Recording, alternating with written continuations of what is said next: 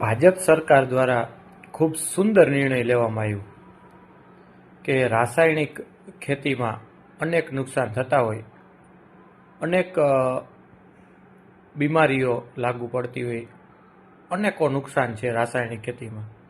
ખાતરો, દવાઓ, પછી એ કોઈ પણ મોલ હોય, શાકભાજી હોય, ફળ હોય કે પછી અન્ન હોય, એમ રાસાયણિક વસ્તુઓનો ખૂબ ઓછો ઉપયોગ કરવાનો અને પ્રાકૃતિક ખેતી એનો ઉપયોગ પ્રાકૃતિક રીતે ખેતી કરી કે જે ઓર્ગોનિક, જે કુદરતી રીતે અને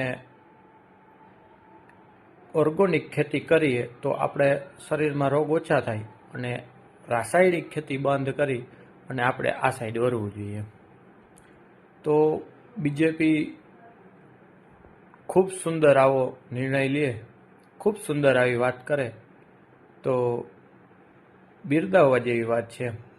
પણ કદાચ ભાજપ સરકારને ખબર હોય કે ના હોય, ખેતીમાં અનેકો પ્રયત્નો કરવા છતાં, અનેક વસ્તુની અનેકો દવા છાંટવાથી,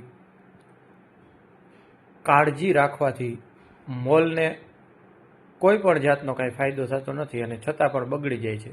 વાતાવરણ ઉપર હોય અને દવા છાંટવાથી પણ એ સરખી રીતે ન થતું હોય તો સીએમને એ વાતો કરે કે આપણે ઓર્ગોનિક ખેતી અપનાવી જોઈએ રાસાયણિક બંધ કરીને, તો એમાં કેટલો ખર્ચો આવે અને ખેડૂત ભૂખ ભેગા થઈ જાય. એમાં જો કાંઈ વધે નહીં વાહે અને ખેતીમાં કાંઈ થાય નહીં તો ખેડૂતો માટે તમે શું કરવાના છો અને ખેડૂતોને તમે શું લાભ આપવાના છો? એમને કેવી રીતે લોકો વળી જાય, ખેડૂતો કઈ રીતે ઓર્ગોનિક ખેતી બાજુ વળે? તો ખાલી વાતો કરવાથી કાંઈ થાય નહીં. બહુ સુંદર વિચાર, બહુ સુંદર છે, એમાં 100%ની વાત છે, એમાં નાનો પડાય, સત્ય વાત છે એ સત્ય રહી. પણ ખરેખર જો ઓર્ગોનિક ખેતી તરફ ખેડૂતોને વાળવા હોય તો પૂરા તમારે પ્રયત્ન કરવા પડે અને 50% તો તમારે એને ખેડૂતોને ટેકો દેવો પડે.